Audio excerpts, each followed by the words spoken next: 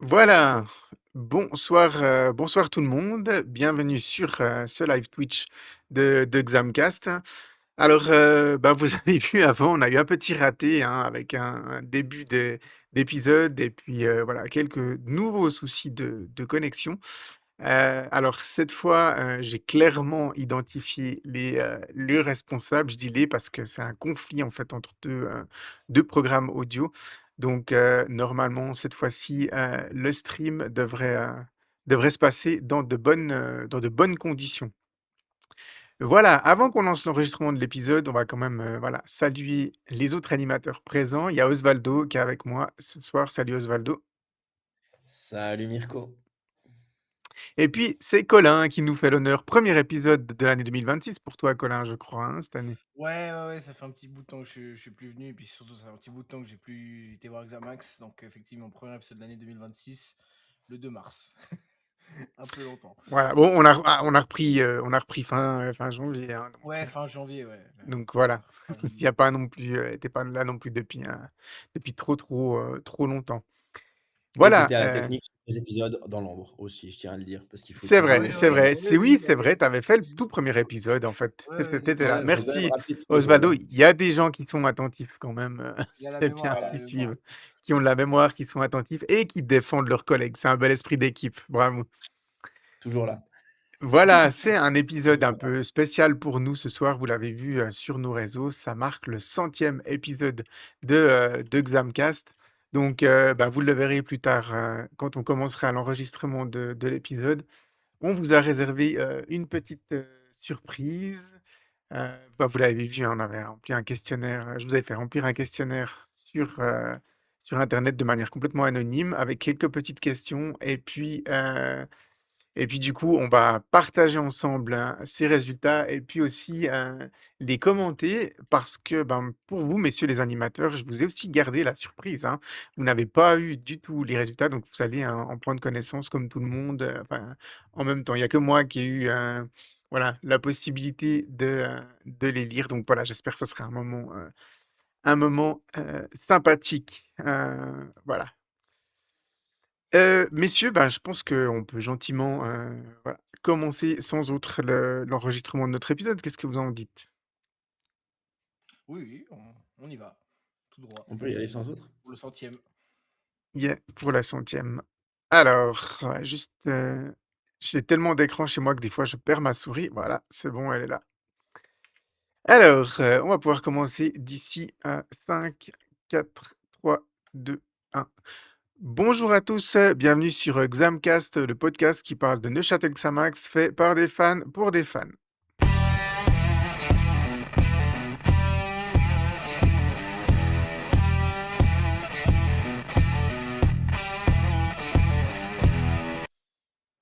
Pour cet épisode 28, estampillé 28 de la saison 3, mais c'est surtout un épisode très spécial puisque vous l'avez vu sur nos différents réseaux, messieurs, dames, chers auditeurs, ça marque le 100e épisode dans la série du podcast, hein, on compte pas les hors-séries. C'est notre 100e épisode et on est très content d'arriver à cette belle marque de notre podcast et ce soir, j'ai le plaisir de partager ce moment avec Osvaldo. Salut Osvaldo. Mais salut Mirko, salut à tous. Et puis avec Colin. Salut Colin. Salut Mirko, salut Osvaldo.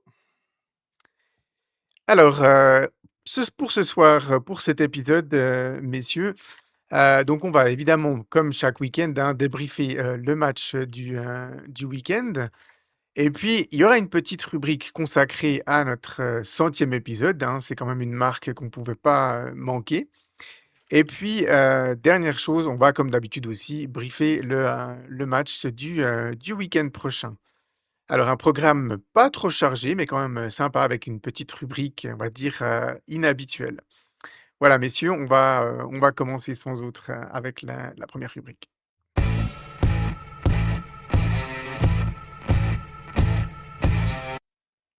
Voilà, il est hype déjà Osvaldo, vous le voyez pas évidemment, si vous êtes en stream, vous le voyez, mais si, vous ne nous suivez par audio, vous le voyez pas, il est vraiment à fond, il est prêt. Alors, bah, messieurs, je vais avoir besoin d'animateurs très, très motivés et très créatifs pour débriefer ce match que nous avons vécu ensemble hier du côté de la Maladière. C'était les Saint-Gallois du FC Ville qui se sont, on va dire, en partie déplacés du côté de la Maladière. On a eu, messieurs, un premier fou rire dès les échauffements et surtout l'entrée des joueurs sur le terrain avec une scène complètement inhabituelle, Colin. Ouais, alors effectivement, complètement ridicule. On a pensé que ce serait une blague de la SFL et qu'il y aurait eu Xamax contre Xamax. Mais non, Ville et l'intendant de Ville a bien oublié les maillots à Ville avant de partir. Et du coup, Ville a dû jouer avec nos maillots extérieurs qu'ils ont floqués, je pense, pour l'occasion. Mais sans les noms, mais juste avec le numéro. Et mention spéciale au gardien de Ville qui était avec un maillot d'entraînement du staff de Xamax sans flocage ni rien. Ouais, Donc ouais, voilà, c'était c'est horrible. le matériel au top du top. Le premier fou rire de la journée. Et Osvaldo, on ne le savait pas encore à ce moment-là, mais ça allait augurer, on va dire, une après-midi un peu difficile pour nous, les spectateurs. Oui, après, je vais juste me permettre, parce que j'ai reçu apparemment une version un peu différente de la part d'un ami supporter qui est en contact avec le club, et apparemment, ça a été un problème de maillot non homologué à la base. Mais ça reste quand même Ce qui est pas extrêmement mieux, hein. comique, ce qui est pas beaucoup mieux. Et moi, je continue, c'est ce que j'ai dit sur Instagram, sur le post d'RTS Sport. On me parle d'une Challenge League professionnelle. Voilà, moi, je continue de penser que à la base, le vœu de professionnalisation d'un championnat est toujours quelque chose de positif dans l'idée de base, parce que ça veut dire que dans le global, tu cherches à responsabiliser les clubs. Moi, je trouve personnellement qu'on a vécu au-delà de Xamax depuis plus d'une dizaine d'années maintenant que cette Challenge League est à 10. On a vécu vraiment des dingueries à n'en plus finir, et ça, c'est un exemple parmi d'autres. Mais je trouve que, honnêtement, je fais partie de ces vieux grognons qui regrettaient fortement la Challenge League à 16, parce que ce genre de choses arrivait beaucoup moins. Mais c'est vrai que c'est comique au possible, et voilà quoi. C'était pas le seul moment comique de l'après-midi, apparemment. Non, C'était mais peut-être enfin, le plus drôle. ouais, ouais, c'est Allez. effectivement drôle. Alors, on peut saluer effectivement la promptitude des Neuchâtelois à réagir pour quand même permettre à ce match de se disputer. Colin, dans d'autres ligues professionnelles européennes ou mondiales, Ville, il serait reparti avec un 3-0 par forfait dans les dents, là. Bien sûr. Ouais, exactement. En général, ce genre de match-là, c'est donné à l'adversaire. Si les maillots, c'est quand même le truc qui te permet de distinguer de l'autre équipe. Et si tu arrives avec des maillots non réglementaires et que tu es obligé de jouer avec les maillots de l'équipe extérieure, bon, alors ça s'est fait par le passé, hein. Il y a eu plusieurs fois où il y a eu des équipes qui ont dû jouer avec les maillots d'une autre équipe. Mais bon, là, je dis ça, c'était au siècle dernier. Donc aujourd'hui, quand même, dans C'est un, dans fait, un c'est niveau ça. professionnel comme celui-là, effectivement, tu es censé repartir. Je crois que c'était la France qui avait joué avec des maillots de Saint-Etienne ou de Lyon, je sais plus à l'époque. Il y avait eu une histoire dans le genre parce Oui, qu'ils avaient, oui, c'est ils ça, avaient ça me oublié, ils avaient j'ai le oublié, même ils avaient souvenir. oublié les leurs. Donc voilà, ouais, non, effectivement, Lyon qui avait Ville. joué avec des maillots de Saint-Étienne, tu dis? Non, non, la France, Non, l'équipe l'équipe de de La France, France, France. l'équipe de l'équipe France, de l'équipe France, de France, l'équipe de France qui avait dû l'équipe de jouer France. avec des maillots du club local dans une Coupe du Ouais, Monde, ouais, vous n'avez pas les maillots, enfin, un truc exactement. comme ça. C'est Ouais, Donc magnifique. c'est ridicule, extraordinaire. ridicule. Magnifique. Donc voilà, bon ben ça augurait, bah, on va être franc, hein, messieurs, c'est à peu près le seul moment du match où on a rigolé parce que c'était quand même bien pauvre, hein, et nos auditeurs ne s'y sont pas trompés dans les réactions. Eliano qui nous dit: «On comprend d'où vient le nul dans match nul». On a Grégoire J'aurais pas M dit qui nous mieux. dit: «On s'est littéralement fait chier, les 2 équipes nulles». Et puis on a Thomas qui nous dit: «Match de merde». Voilà, je crois que nos 3 auditeurs, ils ont tout Je dit. pense que, je pense que Thomas a bien, a bien Pour une vu ce que je fois, pensais du match, a bien résumé les pensées du match. Oui, complètement. Alors, je veux dire, voilà, un Neuchâtel Xamax, on le répète maintenant depuis quelques semaines, qui n'a plus rien à jouer dans ce championnat. Un FC Ville qui a encore des choses à jouer, mais qui a quand même une petite marge, on va dire, d'avance sur l'AC Bellinzone, hein. Il y a un peloton maintenant, que de classement, qui s'est détaché gentiment mais sûrement des Tessinois. Voilà, pas beaucoup d'intensité, dans les duels, pas beaucoup de enfin des intentions, il y en avait, mais ça s'est pas matérialisé par, beaucoup d'actions de but. C'est un match honnêtement Osvaldo qui est compliqué à débriefer. Il est un peu comme le Xamax Vaduz il y a un peu plus d'une année, il y a pas grand chose à se mettre sous la dent. Ouais et puis je me dis que j'aurais pu avoir la main plus malheureuse en ratant un match de Xamax au stade, parce que c'était le premier que je ratais depuis un petit moment et que ça a été quelque part de manière complètement égoïste, un soulagement vis-à-vis de ce soir parce que je me dis: «Dans une période où on n'a plus rien à jouer, le pire serait de devoir se faire une grosse séance de rattrapage avec une pluie de buts», mais ça a été tout l'inverse et finalement, bah, je vais faire l'égoïste pour une fois, mais moi ça m'a soulagé par rapport à ma présence de ce soir. C'est que je me suis dit, «Même si j'ai raté les actions, j'en ai pas raté 150 quoi». Non. C'est voilà. Ah et Colin, la première mi-temps a été enfin le match a été pauvre, hein. On va pas séparer les 2 mi-temps parce que globalement dans le contenu, C'est ça. ça a été pauvre, mais la première mi-temps, on a quand même vu un Xamax plutôt, dominateur dans la possession de balle, mais, les plus grosses à part une frappe d'Azemi en première mi-temps, juste au-dessus, je me souviens plus si elle avait été déviée par le gardien ou pas, mais voilà. Assez peu de choses et c'est plutôt Ville, hein, qui a été dangereux sur des actions développées sur les côtés ou par des balles arrêtées. Franchement, les Saint-Gallois auraient mené au score à la mi-temps, ça aurait pas été un si gros hold-up que ça, quoi, là. Non, effectivement, je trouvais que Xamax manquait un peu d'entrain, surtout au moment du dernier carré, de créer l'action pour décaler les deux attaquants qui sont devant. Et en fait, il y avait rien qui se faisait et à chaque fois, ça peinait. Ça peinait, je dirais que ça passait surtout via les milieux de terrain qui avaient un peu de la peine. Donc dans ce milieu de terrain 4. Mais oui, Ville s'est quand même procuré les plus grosses actions de la première mi-temps. Et effectivement, s'ils menaient 1-0, ça aurait pas été déconnant. Après, il manquait clairement de précision. Je me souviens qu'ils ont quand même ils ont fait 2 ou 3 têtes et puis à chaque fois les têtes étaient pas cadrées. Donc c'est ce qui explique. Omer Aguish n'a pas dû se démener non plus beaucoup pour sortir Ouais, non, le et quand fort. même, en première mi-temps, hein, il fait un 1er arrêt compliqué, dans la 1re minute de jeu, là, où Ville s'était rapidement débloqué. Là, il fait un superbe arrêt, un peu réflexe au premier poteau. Et puis ensuite, il y a une frappe qui est contrée autour du quart d'heure de jeu. Il y a cette frappe de Azemi. Mhm. Et puis à la 28e, hein, il y a une Ville qui se développe un peu sur le côté gauche et puis une frappe un peu ratée. Meragic intervient. Non, le gardien de Château a quand même été décisif, hein, sur cette première mi-temps. Alors c'est pas des arrêts, ouais, tu t'en rappelles plus, c'était il y a plus de 24 heures, hein, quand même, le match. Ouais, bon, un match comme ça, il n'y avait pas beaucoup de choses qui me restent, j'avoue, mais effectivement, ouais, il a quand même dû se démener sur la première frappe, ouais, effectivement, sur la Ouais, première ouais. frappe. Azimi. Tout à fait.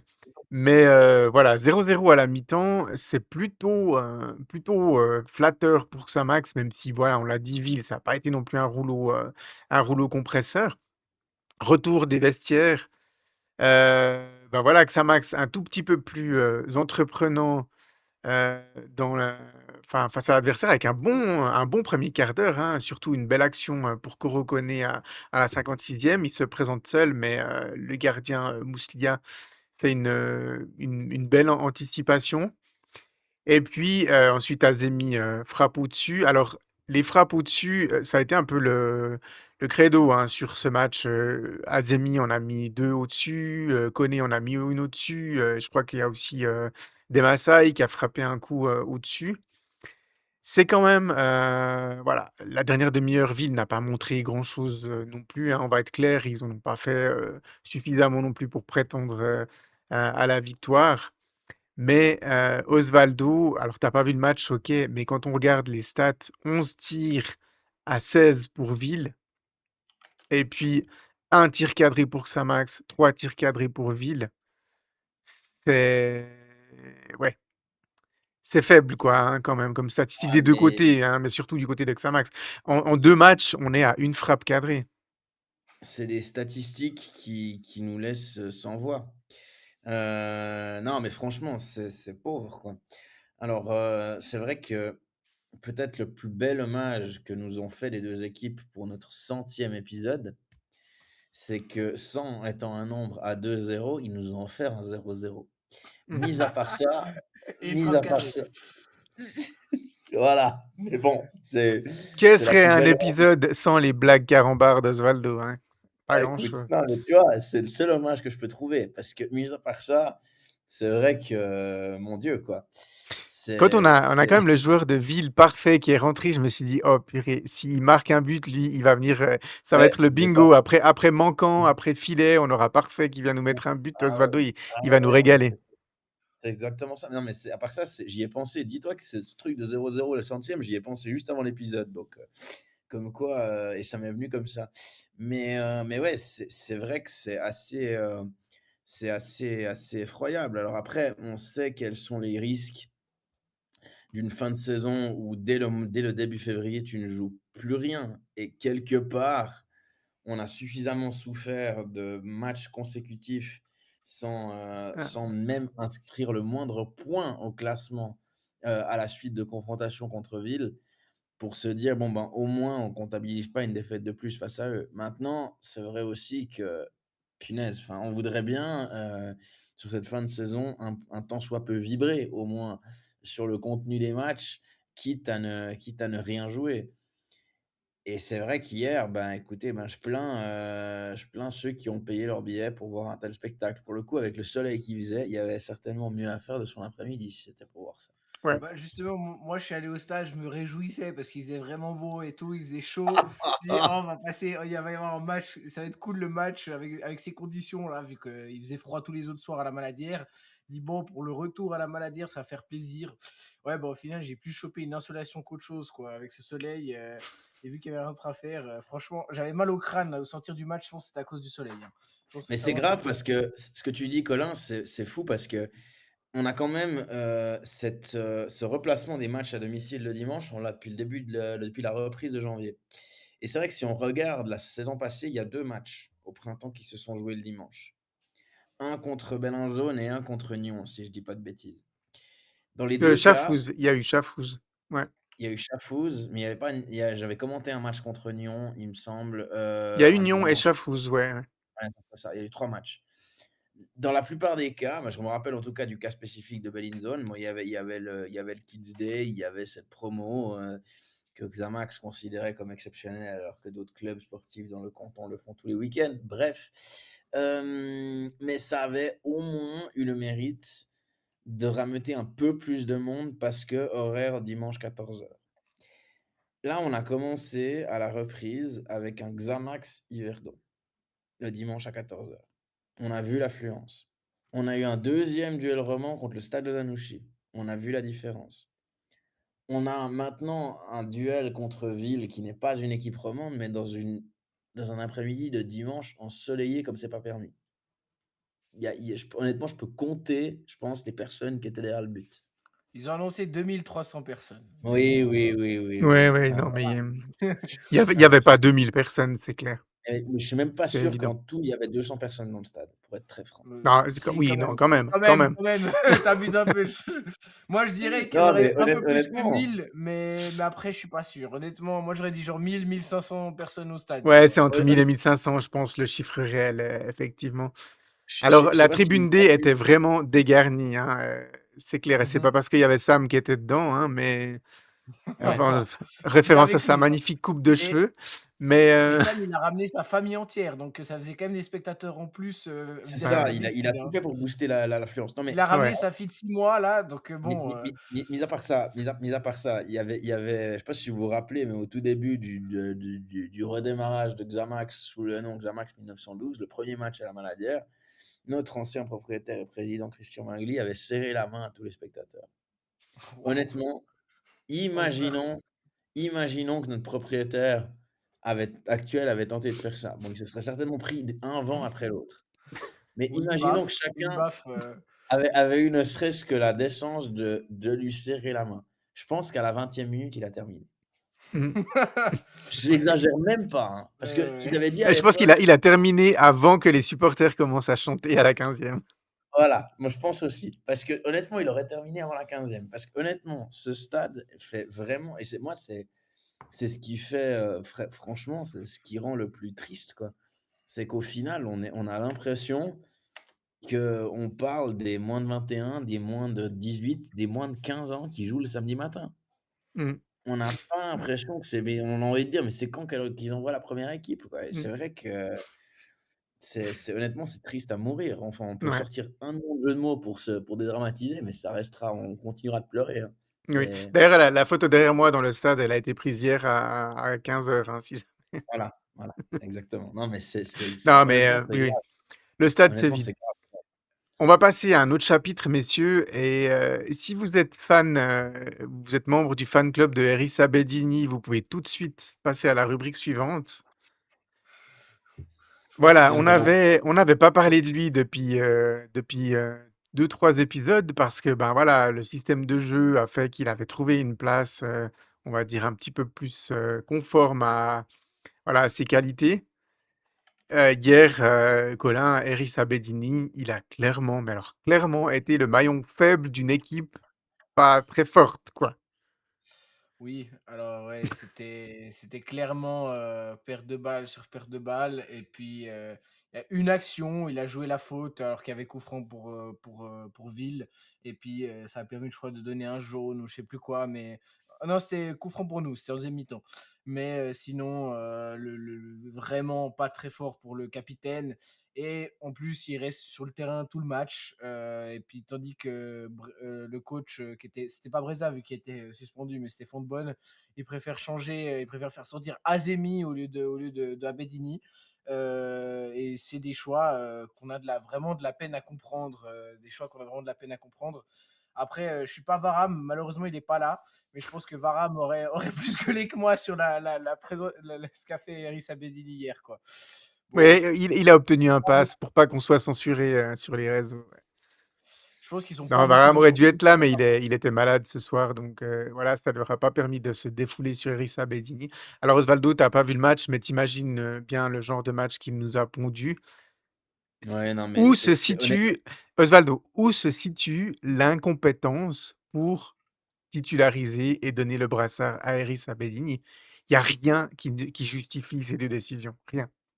Il y a plus moi rien. je le dis et je le dis et je le répète, hein. On a été tristement habitué pendant une petite période par rapport à quand j'ai commencé à suivre le club, à une baisse de qualité passagère dans le rôle de gardien qui est en train gentiment de revenir à la normale avec Omer Hagi.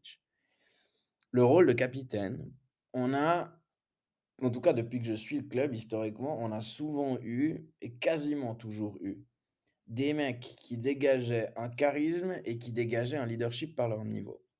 Peut-être le seul sur lequel je me sens de taper un petit peu vis-à-vis de son leadership et puis vis-à-vis de ce qu'il dégageait sur le terrain dans tous ceux que j'ai connus avant Abedini, c'était Berisha. Mais c'est le seul parce que vous prenez, tous ceux puis il y a enfin, même sans parler de Nuzzolo, on parle à l'époque d'un Stéphane Bell qui était on savait que c'était le capi. Moi, particulièrement quand l'équipe à la Maladière défend du côté du goal côté vestiaire. Abedini, il est à quelques mètres de moi. Moi, je vois un mec qui est complètement perdu et j'ai l'impression que quelque part, il y a une, sans lui tomber dessus, mais il y a une, dans son body language, il y a un message qu'il fait passer à son coach et à son staff de dire: «Certes, enfin, imaginons qu'il y a une clause dans son contrat qui dit qu'il doit jouer X minutes», ça existe dans le football, mais où presque lui a l'air de s'en plaindre, quoi. De se dire: «Mais les gars, en fait, moi, je suis paumé dans cette équipe, à ce poste-là. Je sais pas quoi faire».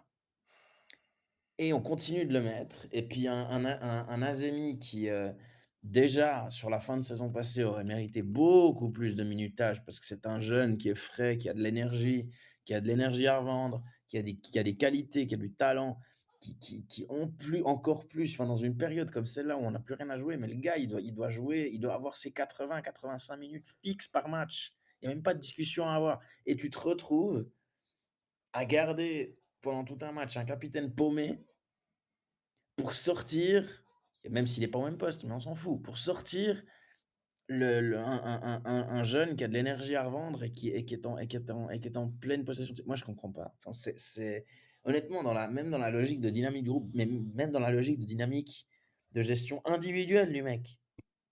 Est-ce que tu crois vraiment que le forcer à jouer toutes ces minutes-là, sans, à un moment donné, lui donner un bon recadrage et puis de lui dire ou un bon recadrage à l'entraînement, même sous forme d'accompagnement, ça va l'aider. Ça l'enfonce encore plus. Moi, c'est quelque chose que personnellement, je dis, c'est plus les semaines passent, moins j'arrive à comprendre, quoi. Mmh.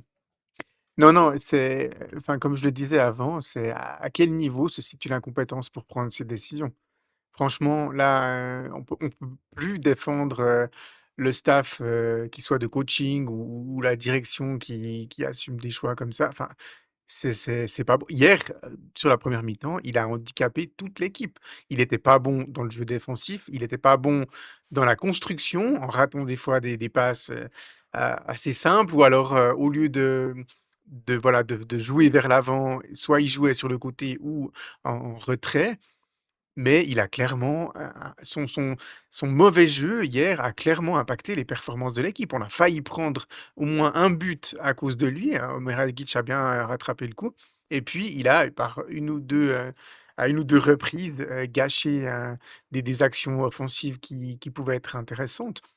Donc c'est quand même compliqué de gagner des matchs quand on aligne un joueur qui est pas bon. Enfin, ça donne l'impression vraiment qu'on se tire une balle dans le pied et on se dit: «Mais il faut quoi? Il faut quoi pour que Eris Abedini soit sur le banc?» Je veux dire, au bout d'un moment, je sais pas, on veut pas être grossier, hein, mais on se demande s'il a pas des affaires avec, les épouses de gens dans le staff, quoi. S'il connaît pas des Il a des secrets, sur la papiers, direction ou des choses. Enfin, on en vient à rigoler de choses comme ça, tellement tout le stade a vu. Je pense que on met chacun des 800 spectateurs présents hier au stade comme coach, il y en a 99, ils sortent à Abedini en premier. Ouais, alors Vraiment. après, ou ils le mettent ce même que pas tu en dis, c'est titulaire, quoi. intéressant. Alors, Ce que tu dis, clairement. ce que ce que tu dis, c'est intéressant parce que il y a ce truc quand on fait des théories justement sur le coaching, particulièrement il y a ce discours-là avec les équipes nationales où on dit, le pays a autant de coachs qu'il a d'habitants. C'est souvent une théorie qu'on sort, où on dit on est tous bons pour faire la compo à la place du sélectionneur. Ou bien tous les supporters d'un club sont bons pour faire la compo à la place d'un coach, mais ils voient des choses à l'entraînement, ils voient ci, ils voient ça, ils voient ci, ils voient ça. Mais à un moment donné, quand la chose se répète depuis des mois, mais que ça peut valoir pour un joueur qui n'est pas bon, ça peut valoir pour un système qui ne marche pas. Enfin, l'actuel entraîneur de la Juve a vécu ça avec son expérience avec sa sélection nationale il y a pas longtemps, où tout le pays lui disait: «Mon mec, ton système tactique est éclaté par rapport aux joueurs que tu as à disposition». Mais le forgeron en bas de chez lui était capable de lui dire. Il a décidé d'aller droit dans le mur. Bah, là, on est exactement dans la même situation. Honnêtement, je sais pas ce qu'il lui faut à Breza, ou ce qu'il lui faut au staff de Xamax pour comprendre que ce mec, c'est même pas un rôle de capitaine. C'est que ce gars devrait être le type que tu balances à 10 minutes de la fin pour faire reposer les titus. Mais il a rien à faire dans une équipe de Challenge League titulaire aujourd'hui. Mmh. Surtout Rien. surtout On est que assez ces confiant sur le amis-là, fait qu'il est titulaire dans aucun des autres 9 ouais, clubs, de Tout à Challenge fait. League. C'est, Bien sûr. il y a des clauses contractuelles ou autres, on lui a promis des choses, au moment de la signature de son contrat, c'est pas possible C'est pas autrement. C'est trop visible. Là, c'est trop visible et puis je veux dire, OK, le coach, il est à l'entraînement et tout, mais ce qui est important, ce qui compte, c'est les matchs et ça, c'est pas à huis clos. Tout le monde voit ce qui se passe dans les matchs. Ça sert à rien d'être, le roi, à l'entraînement si c'est pour enchaîner les mauvais matchs. Il en est pas, c'est pas son premier mauvais match, Erissa Bedini.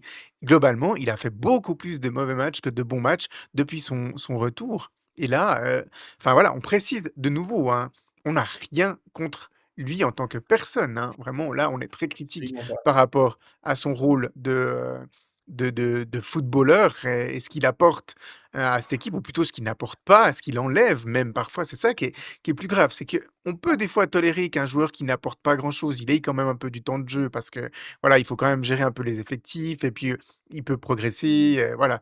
Mais quand un joueur, il t'enlève des choses, quand un joueur crée des occasions de but à l'adversaire par des erreurs et qu'il annule des potentielles occasions de but pour, ses coéquipiers, mais giclez-moi ça, quoi, giclez-moi ça. Mais moi, je me pose la question aussi, mais comment ça se passe, la communication et le rapport à ses coéquipiers? Enfin, il y a une scène qu'on voit toujours dans le football d'aujourd'hui, la fameuse ronde d'avant-match. Si la ronde d'après-match, il y a certainement le coach qui peut s'ajouter pour faire un débrief, pour parler avant d'aller parler aux supporters. La ronde d'avant-match, le coach n'est pas là. Celui qui est supposé parler, C'est le c'est le capitaine. capitaine. Mmh. Comment ça se passe avec les autres joueurs de l'équipe? Moi, j'ai juste envie de savoir ça. J'ai juste envie de comprendre comment ça se passe alors que Saïd, c'est parti, mais il y a encore Epito. Par Bah, lui, il exemple, était sur le banc donc voilà. Il jouait pas hier hier, était ouais, sur le ouais. banc, mais dans l'équipe, on va dire titulaire qui de base joue, Epito fait partie des premières lignes et fait partie des premiers joueurs qui jouent. Comment ça se passe dans 9 matchs sur 10 cette saison quand c'est Abedini qui a le brassard de capitaine, puis qui distille son discours en un surtout que au delà de son niveau, mais il a l'air complètement paumé. Il a l'air de dégager aucune confiance, aucun charisme, aucun caractère, rien. Il a l'air perdu Puis la langue aussi, sans être méchant, et mais la langue. Le fait ils va souvent qu'effectivement, parler en il y a français dans le vestiaire de Xamax et je sais pas, j'ai pas envie de douter de ses capacités en langue, mais il est tout le temps, avec, des machailles et tout. Il vient de la partie suisse allemande, donc il y a aussi cette différence-là, donc qu'est-ce qu'il dit dans la ronde pour motiver les autres, quoi? moi, je veux dire à un niveau très, très, Mmh. très banana league pour prendre une expression chez Ravaram, j'ai endossé ce rôle de capitaine dans une équipe. Donc j'ai pu me rendre compte, alors que j'avais des craintes par rapport à ça, j'ai pu me rendre compte aussi de ce que tu dois dégager. Particulièrement dans un conflit où on avait même dans un contexte où on n'avait même pas de coach. Mais je veux dire, je réussissais à me dire: «OK, peut-être qu'il y a certaines phases où officiellement j'ai le brassard, mais je dois me contenter de rester sur le banc et puis de gérer depuis l'extérieur parce que l'équipe tourne mieux sans moi». Mais ça, je me le suis dit plein de fois, plein de fois. Donc, c'est quelque chose qui, moi, me pose vraiment problème parce que je me dis: «Mais comment ça se passe? Comment tu dégages une énergie quand tu dois jouer contre Yverdon en coupe et que c'est le dernier objectif de ta saison et que c'est Abedini qui te fait le discours d'avant-match?» Mais comment ça se passe dans la tête des joueurs? Juste, il faut On va être un petit peu modéré parce qu'on n'est pas dans le vestiaire et on ne sait pas ouais, ce bien qui sûr, s'est mais dit une par vraie rapport à ça. Par contre, on va lancer un petit appel à témoins. Si vous êtes joueur et que vous avez évolué dans une équipe dont le capitaine a été Osvaldo, vos témoignages sont les bienvenus. ouais, ouais, Juste ouais, mais c'est que Ouais, des Colin. italiophones, donc pour tu risques comparer pas de juste avec, Bayard et Caraco, qui étaient à peu près au même poste, vu que c'était un milieu à 4, le pourcentage de passes réussies, il y a 76 de passes réussies pour Abedini. Bayard, il a 85 et Caraco, il a 90. Mmh. Il y a une diffé il y a déjà là, il y a une différence au niveau des passes qui sont Oh, faites. Caraco a Et été le meilleur de ouais, ce ouais, ouais, trident, ouais, et hein, puis hier, de loin et de loin et de loin. Bayard, de base, on compte pas trop sur ses passes vers l'avant pour lui. Lui, il est vraiment là pour le côté défensif, c'est celui qui va se Ouais, dominer. Mais il est capable aussi, mais Bayard, depuis qu'il y a ce système-là, lui, il fait pas ses meilleurs matchs. En fait, Bayard, il doit occuper le rôle d'Abedini. c'est ça, C'est là où il est le meilleur et il est meilleur qu'Abedini, très clairement. En tant exactement. que milieu récupérateur, que relayeur, tout ça, il est excellent dans ce rôle-là. Mais l'idée dans ce milieu de terrain à 4 qui préfèrent garder depuis quelques matchs, puisqu'effectivement ça a marché contre Yverdon, ça a marché ensuite, je sais plus qui a été nos anciens adversaires, mais je sais que il y a eu 2 ou 3 victoires sur lesquelles ça a marché, et puis juste contre Vaduz, il y a eu un souci. C'est d'être en supériorité au niveau du milieu de terrain. Et là, avec Abedini, bah, d'un milieu à 4, tu passes un milieu à 3, et du coup, face à un autre milieu à 3, bah, Mmh. t'as même plus tu perds cette supériorité tactiquement qui te permet de dégager le ballon et d'enchaîner des bonnes passes, quoi.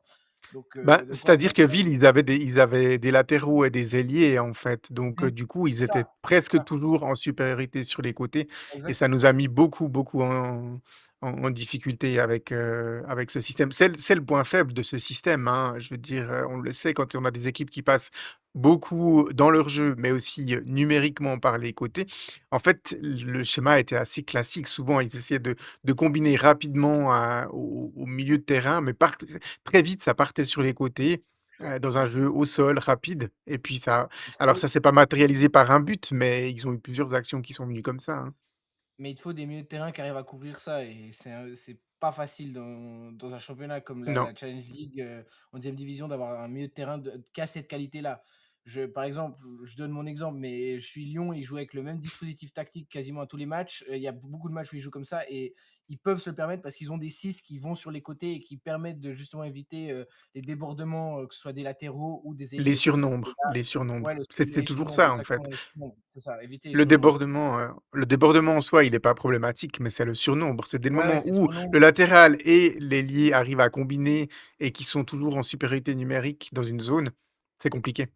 Le latéral, bah, là, Seydoux et Fontana, d'ailleurs, on les a pas énormément vus offensivement parce que, voilà, ils étaient beaucoup occupés à défendre, hein, quand même, face Ouais. à ce système-là. Bah, Donc dans les ouais. points positifs du match, je dirais quand même que, Seydoux, j'ai trouvé pas mauvais et puis, Non, non, j'ai pas bah, dit qu'il était mauvais, hein, loin de non, non, là, mais justement, mais sur son côté, vraiment pas mauvais. Puis Reinhardt aussi en défense, mmh. c'était pas mal. Franchement, il a eu quelques bonnes interventions, où il a vraiment de la puissance physique, ce qui est demandé à un défenseur central et il sait la trouver, quoi. C'est vraiment pas Ouais. mal. Alors il a été élu homme du match, bon, bah, il a fait un match, voilà, solide et moi j'aurais été d'avis d'élire aucun homme du match hier, mais bon, voilà, bref, ça c'est un avis personnel. Moi, Heu, c'est un jeune joueur, ça l'encourage quand même dans le bon sens, quoi, qu'il oui, continue oui, oui, mais on a compris effectivement ouais, ouais, la démarche. Il y a un autre point positif qui nous a bien fait plaisir, c'est le retour sur le terrain après, je crois 280 et quelques 305. jours, Ouais, hein, ouais, ouais. de Ouais, l'Iridon 260. Moulay. Heu, Bah, voilà, je veux m'adresser à toi, Colin, parce que du coup, Osvaldo, tu pas vu, mais voilà. Applaudi par tout le Ça nous a stade. fait bien plaisir pour lui déjà de le revoir. Alors lui, il était pas comme le stade, il était pas dégarni aussi, hein. Félicitations pour la petite coupe de cheveux, l'Iridon. Et puis, ben, voilà, il nous a aussi en quelques minutes, même si ça s'était pas matérialisé par un but ou une assist, mais en quelques minutes, il nous a compris pourquoi, il avait été si important pour nous au printemps dernier. Il va nous faire du bien, l'Iridon Moulay. On le savait, Colin, mais on a eu la confirmation hier sur ces quelques minutes. Bah, il a amené du danger et puis il arrivait un peu à faire la différence. Donc ouais, effectivement, on voit pourquoi Moulay, ça fait plaisir de le voir revenir. Après, il est venu, dans une sorte de rôle de 10. Je sais pas si c'est ce qui lui convient le mieux. Mais bon, avec ce système, de toute façon, on n'a pas d'ailier, donc c'est un peu compliqué. Mais moi, je sais pas vous, tu pas changé de sujet, mais juste le système de Xamax, je suis pas trop fan là. En tout cas, dans le match là qu'on a fait, j'ai trouvé que c'était pas très adapté. Et le 4-2-3-1, je trouvais que ça convenait mieux, en plus vis-à-vis des disponibilités des postes qu'on a au niveau des Ouais. joueurs. Alors, je suis d'accord avec toi, Colin. Et puis, un coach, il doit être capable aussi, de revoir un petit peu le système si l'adversaire prend le dessus, hein. C'est aussi ça le combat tactique entre les coachs, c'est avant le match, mais c'est aussi pendant le match. Mais là, Mhm. il y avait quand même un problème, assez sérieux. Si on passait en 4-2-3-1, les joueurs qui devaient jouer sur le côté n'étaient pas des ailiers. Ouais. Donc on aurait dû avoir, Caraco, Mhm. Azemi et Ouais, ou, ouais, ouais. Bayard. Il aurait dû avoir en 3 2 de entre les 3 joueurs que je viens de citer, Caraco, Azemi et Bayard, il y en aurait 2 qui auraient dû jouer sur le côté. Alors Azemi, il a occupé ce poste, mais on l'a compris, c'est pas son poste préférentiel. Vraiment, lui, c'est un numéro 10, très clairement, hein. On a vu ses qualités dans ce rôle-là. Mais on aurait, en fait, ça aurait convenu pour les bloquer défensivement, mais offensivement, c'était compliqué. Et puis alors faire passer des Masai comme, ailier, c'est du gâchis, vraiment. Et Non, puis mais Koné Koné, comme ailier, ça, c'est plus possible. Il a plus le coffre justement, pour, ouais, f ouais. avaler les kilomètres, à l'avant et à l'arrière comme à ses Mais 20 moi, ans, quoi. j'ai de la peine à comprendre. Alors que je trouve Koné que c'est un bon joueur, mais j'ai de la peine à comprendre qu'il soit titulaire pour un joueur de son âge. Avant, il rentrait en cours de match. Je trouvais que c'était beaucoup plus pertinent. Et là, en tant que titulaire, alors certes, il y a des moments où c'est bien, mais moi, j'ai un peu de la peine. Et vu qu'on a des ailiers, bah, autant se servir de ces ailiers, puis enlever un milieu de terrain à Bedini, mais on peut pas. Et enlever Koné et puis le mettre un Démé qu'on a quasiment plus vu jouer, qu'on a plus trop vu jouer Mmh. ces derniers temps. Et puis ben, Moulay qui va revenir gentiment, bah, il va falloir qu'il trouve une place aussi dans cette équipe. Voilà, moi je m'interrogeais juste sur le système utilisé, c'était une petite interrogation que je menais. Voilà. Ouais, Osvaldo, il trépigne d'impatience, ouais, dis-nous. Autre innovation. Non, mais c'est juste que moi, c'est vrai que en repensant à ça, Moulay, c'est un peu ce genre de joueur qu'à force, tu peux, dans un climat morose comme celui de Xamax, un peu oublier quand il y a des longues absences comme celle qu'il a vécues. Mais c'est vrai que alors je suis pas là en train de dire qu'on est à un stade où un joueur aurait changé une saison. C'est pas ce que je suis en train de dire. Mais mine de rien, dans une saison comme la nôtre, où même si finalement on est arrivé toujours au même point, c'est-à-dire qu'au plus tard début février, tu ne joues plus rien, mais où tu as eu quand même, cette espèce de petit succic jusqu'en quart de finale qui te permettait enfin de voir un petit parcours qui s'est prolongé en coupe. Moi, je pense que honnêtement, c'est le genre de mec qui aurait pu, apporter un peps de plus dans les fins de match s'il avait été disponible pour le coup. On peut pas revenir sur le passé et c'est impossible. Mais sur le principe, je pense qu'honnêtement, déjà, je pense que c'est un joueur qui, par exemple, aurait pu partir beaucoup plus souvent titulaire à la place d'un Seguir, pour ne citer que lui.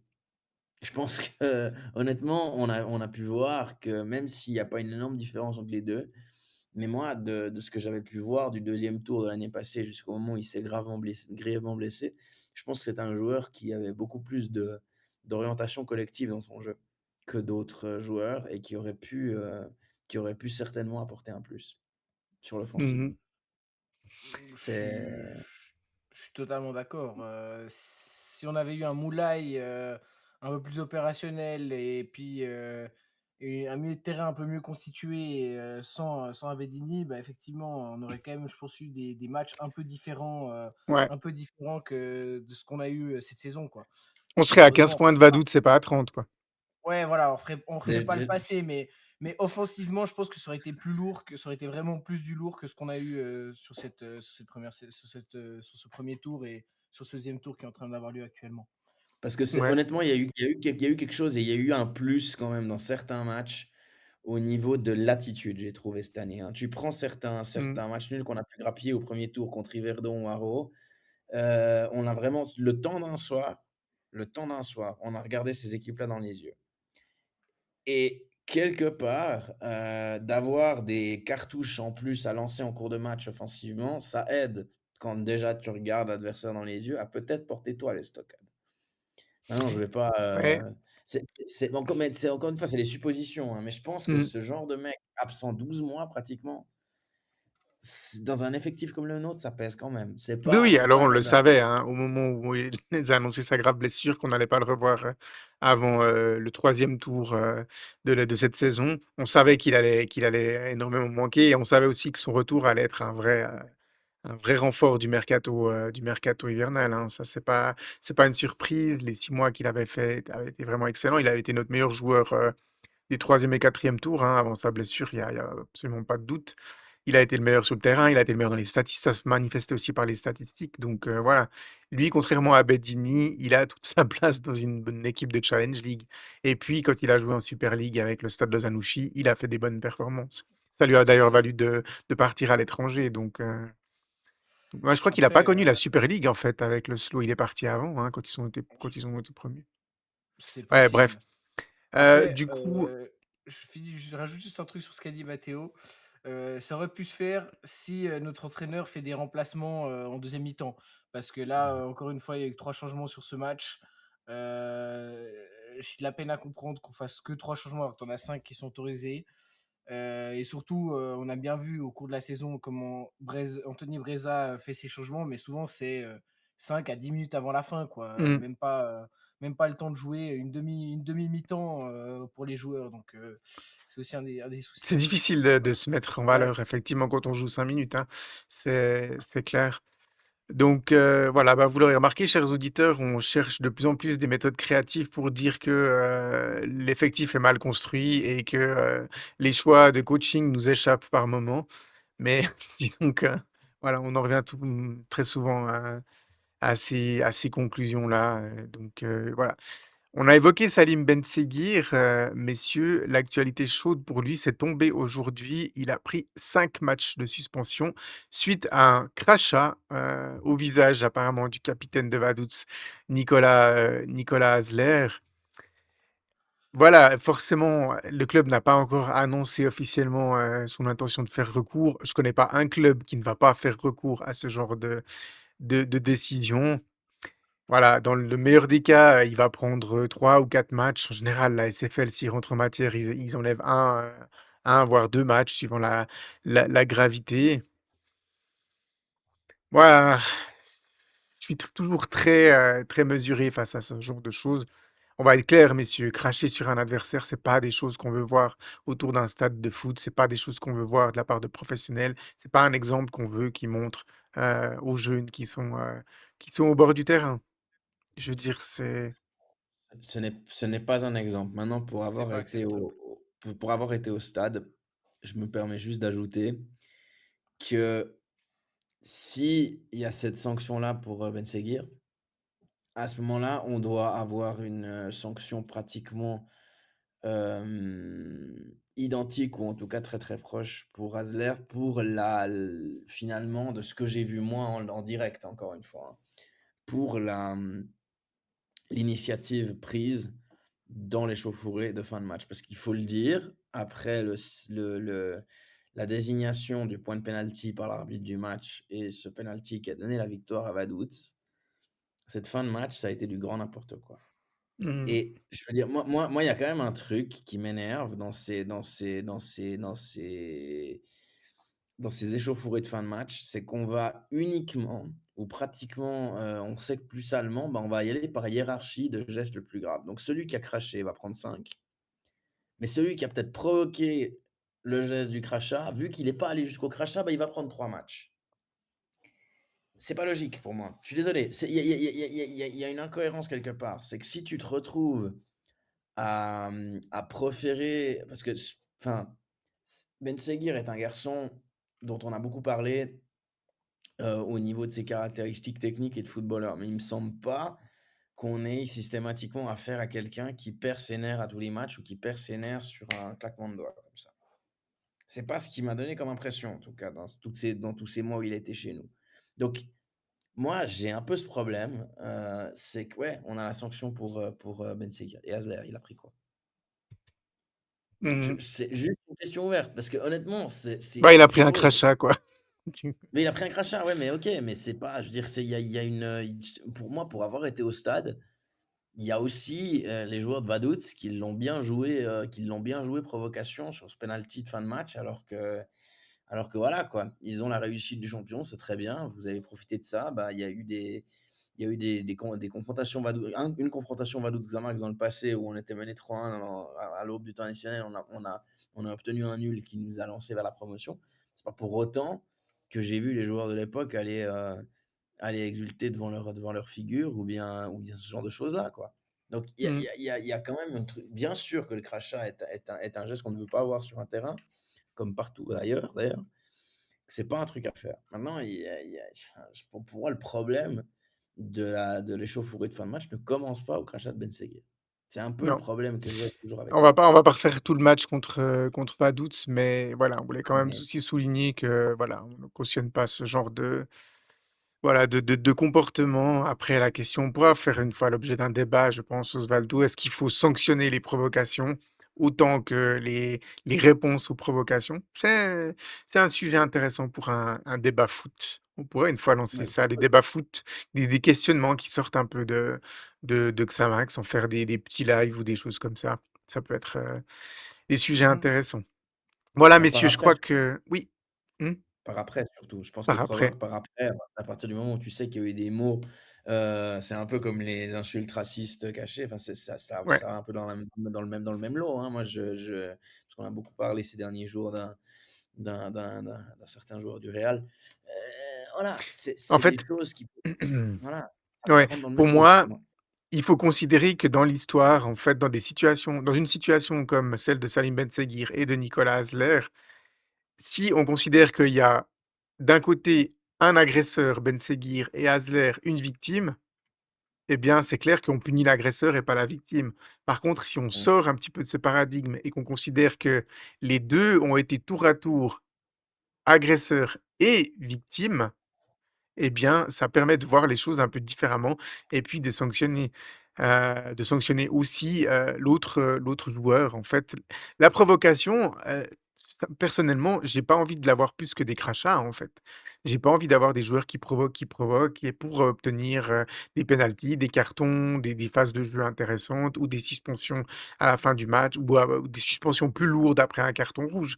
C'est considéré comme, de l'anti-sport pour moi. C'est pas fair play comme on dit, selon l'anglicisme adéquat donc voilà. Mais on note ça dans un petit coin, et puis c'est quelque chose à mon avis qu'on peut tout à fait exploiter une fois dans un débat foot. Voilà messieurs, on va passer sans outre à la rubrique, suivante.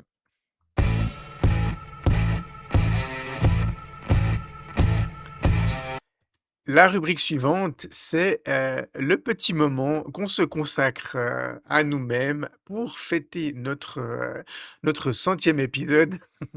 Voilà, moi Osvaldo qui se relève, les manches. Voilà, en préambule, bon alors on aurait souhaité avoir un tout petit peu plus d'animateurs pour fêter ce moment-là, mais ils sont pas là, en direct, mais il y aura quand même une petite surprise, où vous les verrez un peu plus vous nous verrez un petit peu plus nombreux. J'en dis pas plus, ça sortira sur nos plateformes, d'ici, ce soir ou au plus tard, demain.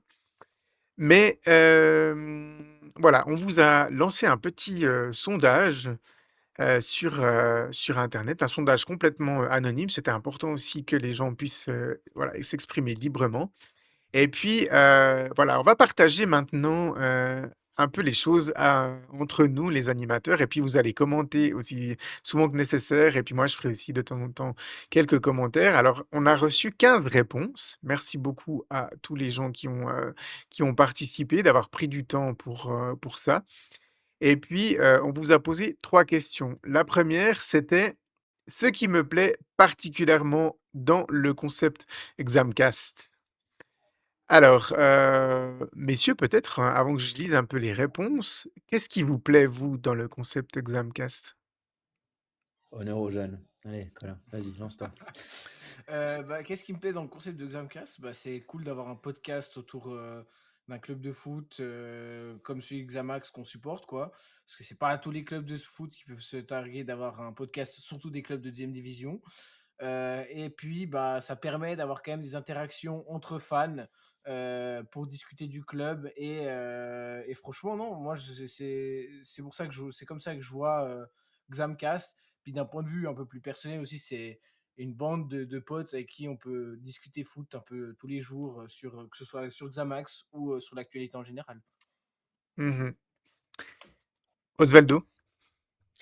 Alors moi, du point de vue du contenu du podcast, moi, très honnêtement, le choc le plus grand, depuis que je fais partie de l'équipe, il a été provoqué lors des entretiens qu'on a pu avoir et des interviews qu'on a pu avoir avec, des personnages liés au club.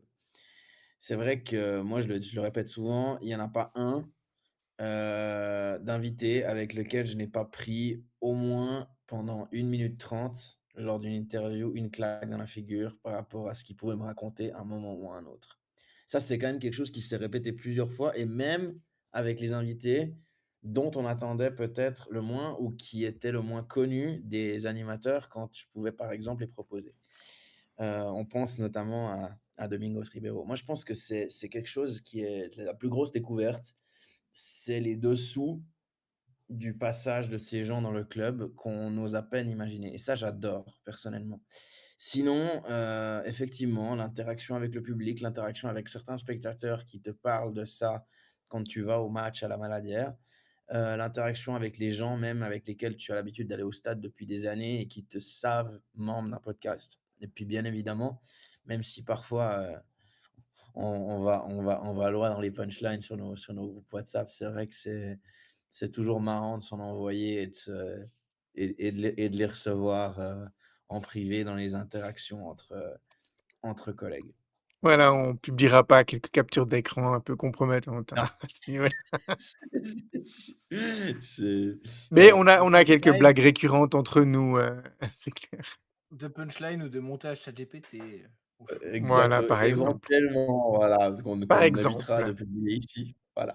par exemple.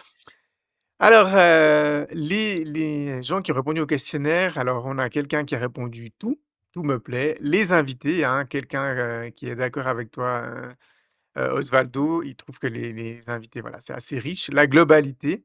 Alors on a une personne qui a commenté juste Osvaldo Liechti, donc Alors je fais pas partie de la famille d'Alizé Lichty, mon cher, hein. Je sais pas voilà, si c'est quelque chose ça. Donc on va dire que c'est un Téphane qui sait pas écrire ton nom, voilà, c'est voilà, c'est assez c'est pas grave. inhabituel. La passion pour le club, la passion malgré les résultats, 2 termes qui ressortent, enfin le même terme qui ressort 2 fois. C'est vrai que pour nous, on se le revendique, hein, je le répète à chaque fois en début d'épisode, on est un podcast fait par des fans, mais des fans passionnés, je le dis pas, à chaque fois, qui suivent le club depuis, de nombreuses années pour certains d'entre nous. Coucou, Varane et Sam notamment, les plus vieux avec moi. Donc pour nous, c'est vraiment important de transmettre cette passion.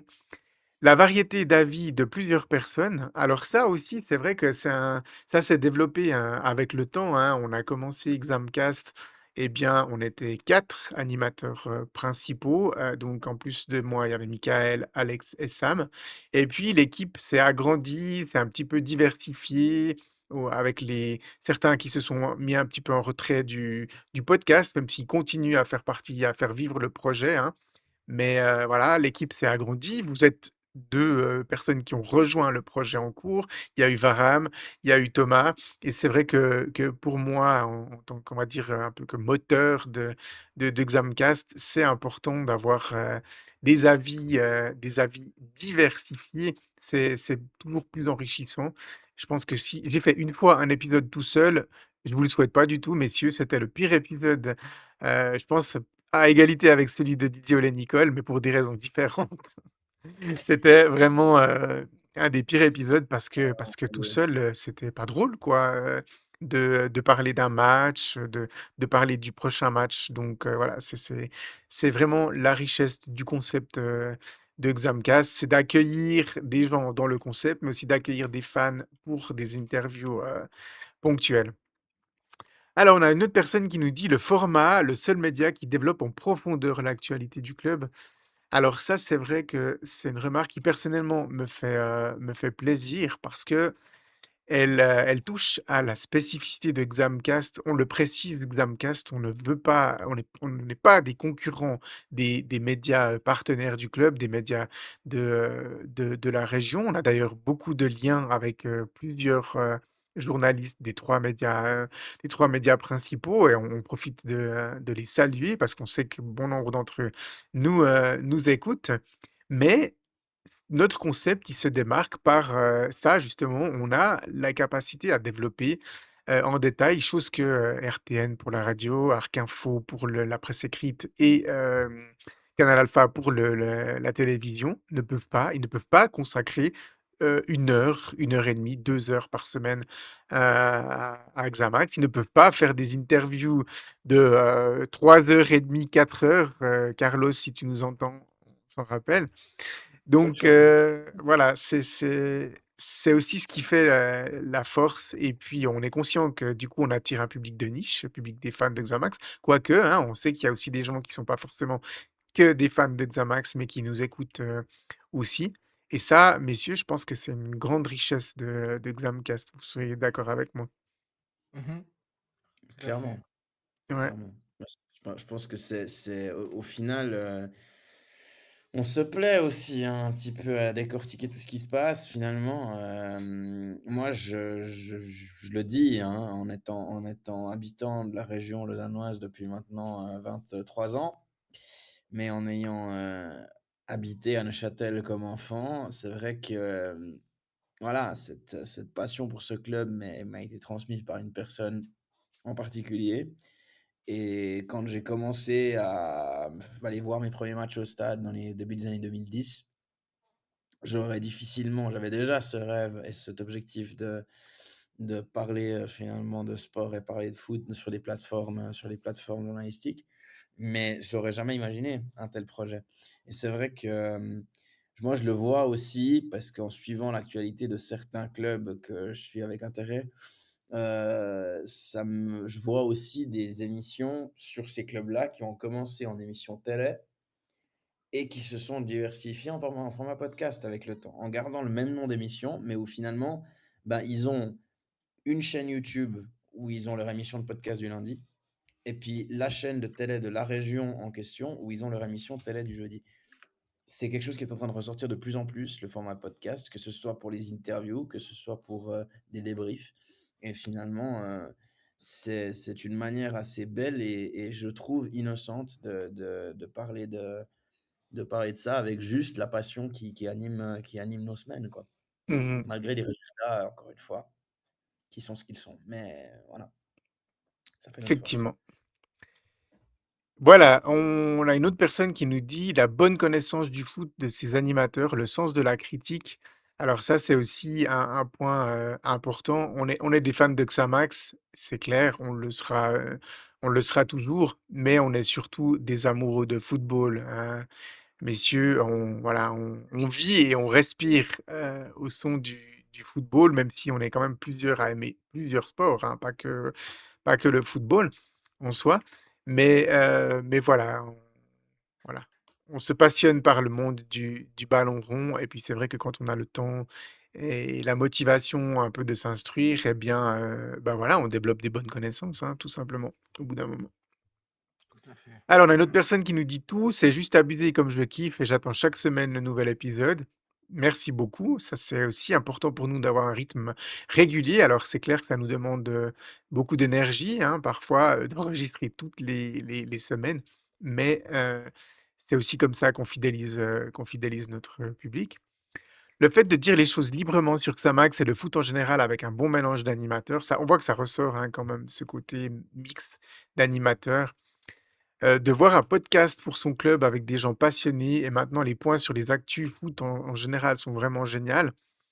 Donc voilà. Qu'on parle du club de ma ville, les débriefs de matchs, les interviews pépites des légendes du club et simplement que Xamax soit mis au centre du projet. Un podcast réalisé avec passion, par des passionnés, pour des passionnés. C'est en partie grâce à Xamcast que ce club ne tombe pas complètement dans l'indifférence. Alors, ce commentaire-là, merci beaucoup à la personne qui l'a fait, parce que il va droit au cœur, hein, je pense, messieurs. C'est en partie grâce à Xamcast que ce club ne tombe pas complètement dans l'indifférence. Ça nous fait en même temps plaisir et mal, en même temps, c'est la cruauté. C'est une trop grosse responsabilité pour mes faibles épaules. Non, mais blague mise à part, enfin, moi, ça aussi, hein, c'est un discours que je défends et que je cultive et que je répète. Lors de mon premier passage, comme invité, parce que voilà, je connaissais Sam de manière personnelle, on s'était croisés, on s'était connus au stade et puis c'était avec lui que j'avais parlé de mon premier passage avec vous. Moi, c'est quelque chose que je véhicule souvent quand j'étais, ado et que j'ai commencé à suivre le club. Le club est en Super League. Alors, il n'était pas au niveau que toi tu l'as connu Mirko en étant jeune, enfin adolescent ou jeune adulte, ou que Ouais, j'étais Varane l'a enfant, s'il te plaît. ou enfant, Non, même chose les pour grosses Varane. heures de gloire, j'étais enfant, vraiment. Tu étais enfant, bah, tu vois? Bah, je veux dire, Sam en a vécu quelques-unes comme enfant, puis ensuite comme ado, même chose pour Varane. Moi, ça a commencé, c'était certes des saisons galères en Super League, mais c'était des saisons en Super League où tu te maintenais sans les barrages. Et moi, déjà à l'époque, j'avais l'impression de souffrir, j'avais l'impression de me dire: ah, mais les plus vieux que moi qui ont vécu les titres de champion suisse, qu'est-ce qu'ils ont de la chance, qu'est-ce qu'ils ont de bah, aujourd'hui, je te le dis, j'ai de la chance d'avoir vécu cette période-là aussi parce qu'honnêtement, j'aurais jamais imaginé vivre comme on en a parlé avant, l'état de fréquentation du stade de la Maladière à l'heure actuelle fait vraiment pleurer et c'est honnêtement, il y a un mix de fierté, de sentiment de fierté et puis de sentiment de se dire: «Mais qu'est-ce que je suis encore là à tirer, en fait?» et le podcast fait partie des éléments qui ont fait que j'ai gardé un très gros attachement à ce club. Il y a pas que ça. Il y a la connaissance de certaines personnes au stade avec lesquelles maintenant je vais régulièrement. Mais voilà, c'est quand même un élément qui a reboosté un petit peu mon amour pour Xamax parce qu'en soi, ben, courant de saison 23-24, quand le podcast a été créé, on sait quelle saison on venait de vivre, messieurs, hein. Mhm. J'aimerais pas Ouais. revenir sur le passé, mais on Non, sait c'était quelle de la saison on merde. est. Voilà. On sortait d'une des pires saisons des 50 dernières années, certainement, On la aurait saison pu commencer 23-24. Examcast en Promotion League. Voilà, ça dit. Voilà. Wow. Mmh. Et oui. Et puis Ben, la dernière personne, qui a répondu à cette question, elle nous dit: «L'analyse des matchs fait dans la coolitude, les analyses sont pertinentes et on a l'impression d'être assis à la même table autour d'une bière pour discuter du match ensemble». Voilà, ça c'est aussi quelque chose qui nous fait plaisir parce que, à Xamcast, on le déclare pas ouvertement, mais c'est un peu notre état d'esprit, partagé par tous les membres. On veut produire quelque chose de sérieux sans se prendre au sérieux.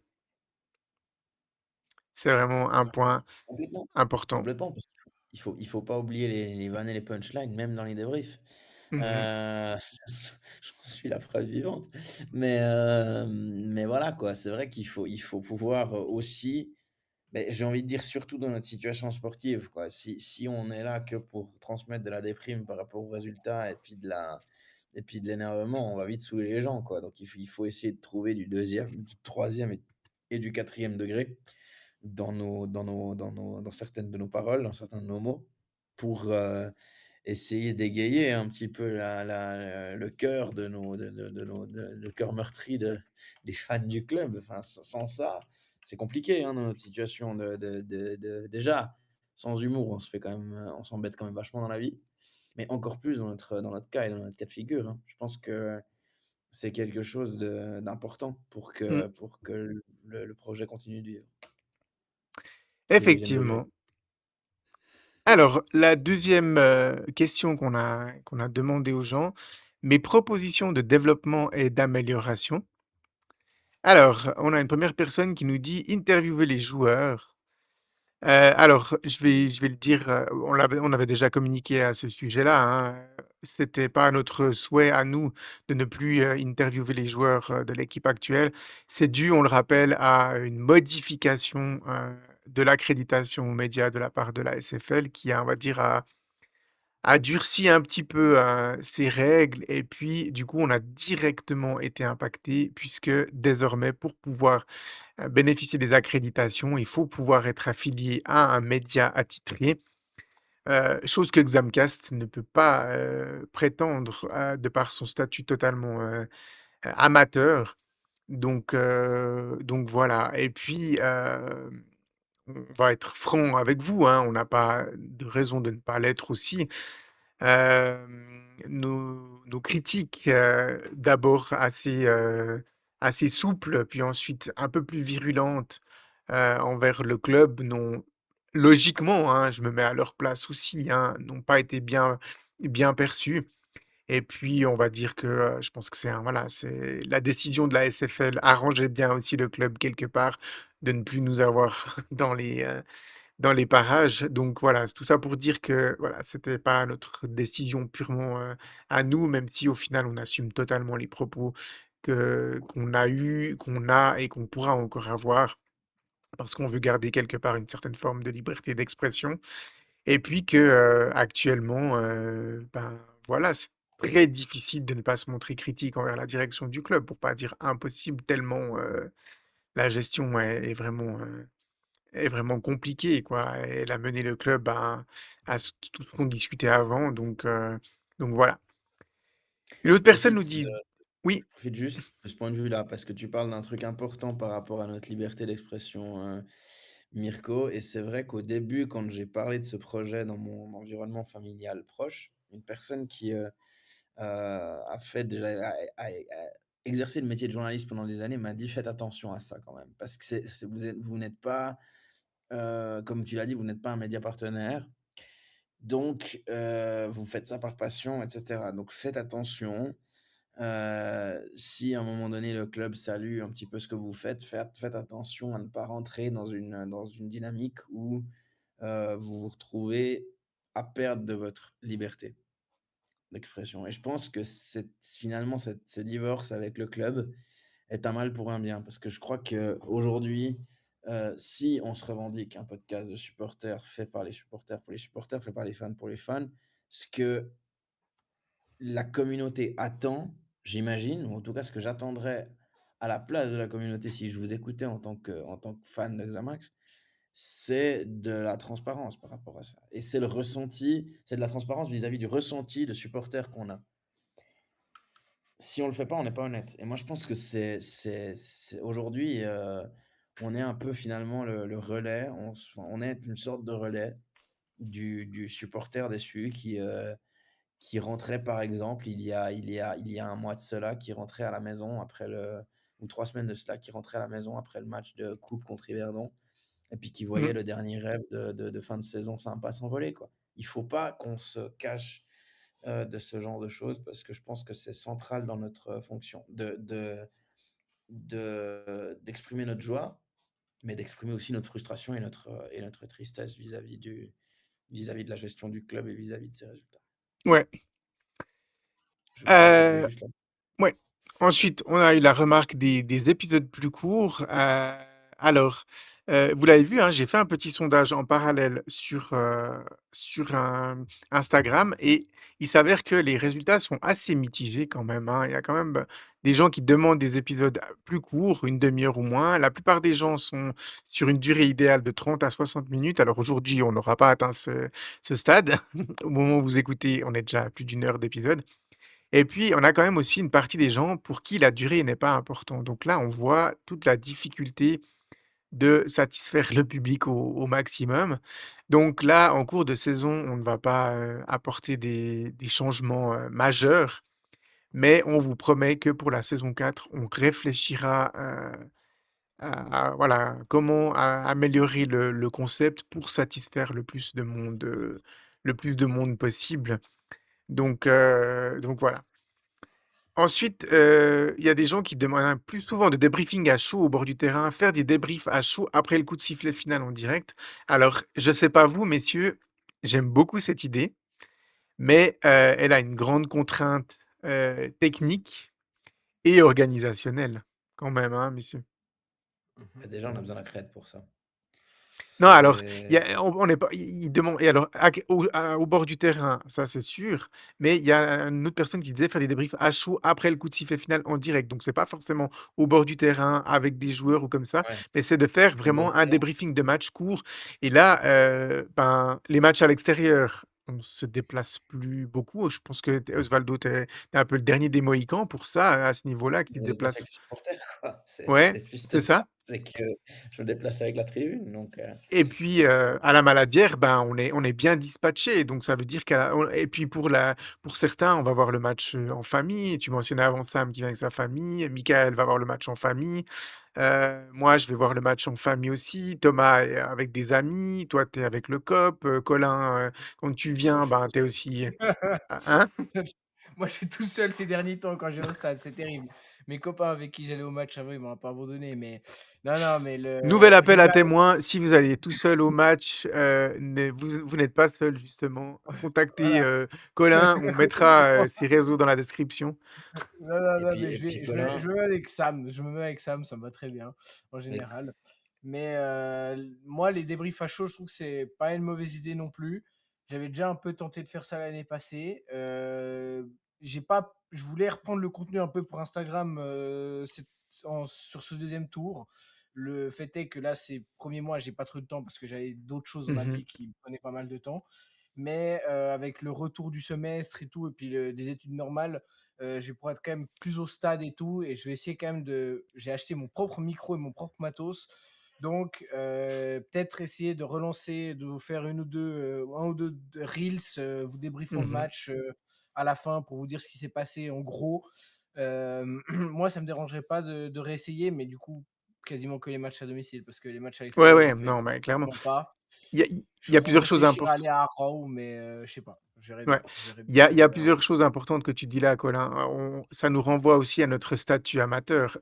Mmh. Xamcast n'est pas notre travail, n'est pas notre activité. On a tous une activité à côté, que ce soit estudiantine ou professionnelle.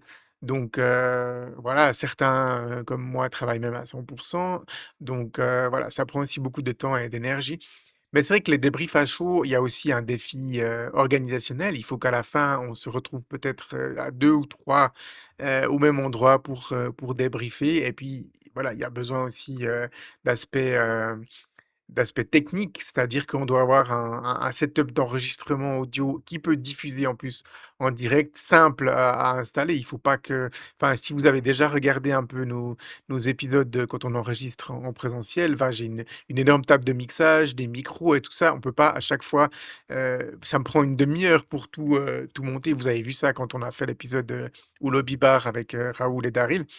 Et je peux pas à chaque fin de match passer une demi-heure à monter mon Ouais, ouais, matériel, à enregistrer le débriefing, puis voilà. Il faut trouver une solution peut-être plus rapide, mais qui est quand même de qualité, d'un point de vue acoustique pour ça. Donc on prend note de ces remarques, on regarde un peu les différentes possibilités et puis si on arrive à vous proposer quelque chose d'intéressant, eh bien, nous le ferons.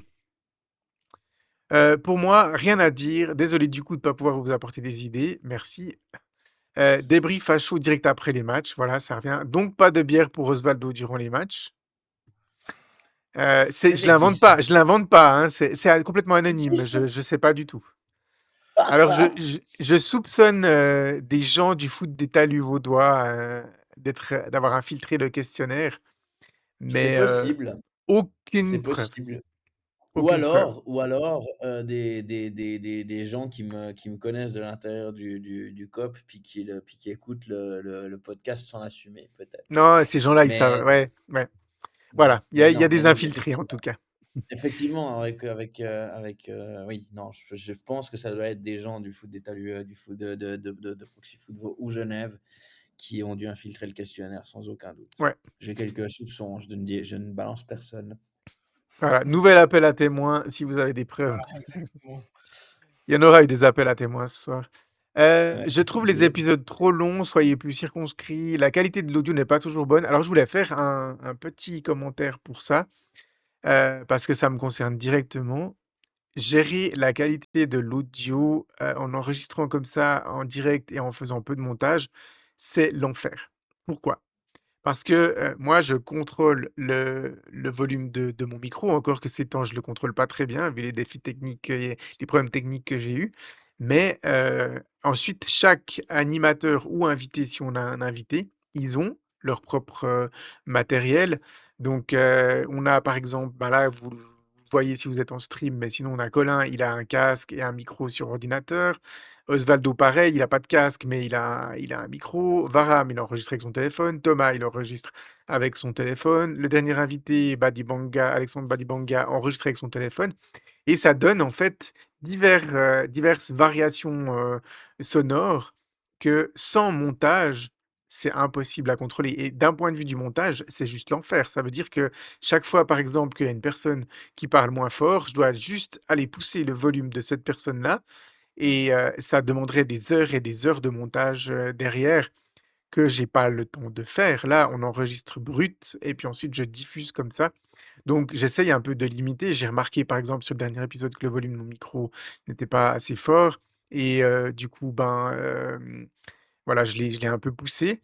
Mais voilà, après, bah, par exemple, Colin, bah, il a une certaine distance de son micro, pareil pour toi, Osvaldo. Donc il y a des variations comme ça qui sont difficilement contrôlables. Les seuls épisodes qui sont vraiment clean de ce point de vue-là, c'est ceux qu'on a enregistrés en présentiel, où on avait tous le même micro, en étant à peu près à la même distance du micro et puis ça garantit vraiment un son de la même manière. Alors après, ça dépend le volume à laquelle la personne parle, mais encore, je pouvais contrôler par ma table de mixage. Donc voilà, donc c'est vraiment un gros défi. Alors on est conscient que suivant les conditions dans lesquelles vous écoutez, avec un casque ou des haut-parleurs, ça peut vite être désagréable. Donc j'essaye un peu de limiter ça. Et puis c'est clair qu'il y aura des petites corrections que chaque animateur devra potentiellement potentiellement appliquer. Par exemple, Varane, le volume était fort la dernière fois. Donc là, par exemple, sur cet épisode-là, le volume de Colin est moins fort que celui d'Osvaldo. Donc c'est vrai que c'est pas simple. C'est pas simple d'avoir quelque chose d'ultra fluide en enregistrant à distance. Et si on faisait que les épisodes en présentiel, on vous en ferait un tous les 2, 3 mois. Donc Mhm. voilà, j'essaye de limiter le plus possible l'impact de tout ça, mais c'est pas toujours simple. Alors, la prochaine personne, elle doit peut-être avoir l'ennui un peu de Michael, qu'on a un peu moins vu cette saison. Un peu plus de stats sur toute la saison, corner, coup franc, marqué, encaissé. Et puis elle mentionne aussi interview des joueurs de l'effectif après certains matchs pour débriefer. Donc voilà, ça revient. Pas grand-chose à améliorer. Deux petits détails, format légèrement plus court et si possible éviter les grandes différences de niveau sonore entre les intervenants. Ben voilà, je viens de donner une explication. Le défi technique du son. Ça serait super d'avoir une partie plus ludique et fun avec soit des pronos avant les matchs ou votre équipe type. Et j'aime beaucoup quand d'autres championnats ou l'équipe suisse est abordée. Ok, merci, on prend note. Ça serait intéressant d'inviter un fan suiveur de l'équipe qui affronte Xamax à chaque épisode, cela pour créer des débats, des avis différents. J'imagine que pour les clubs suisses, allemands et tessinois, ce serait compliqué. Bon, pour Bellinzone, pas forcément, on a des italophones dans l'équipe. Mais pour le reste des clubs, ça serait intéressant, je trouve. Alors, on l'avait fait hein, en invitant deux fans du stade Lausanne-Ouchy. L'interview est toujours disponible sur nos réseaux, Instagram. ouais, sur Instagram et TikTok notamment. Inviter des suiveurs d'adversaires, Yverdon, Carouge, voire SFC, LS ou Sion pour échanger de temps à autre. Inviter des vrais journalistes pour comprendre leurs contraintes. Ne pas hésiter à faire plus court quand il n'y a rien à dire. Inviter Collet et lui casser les genoux.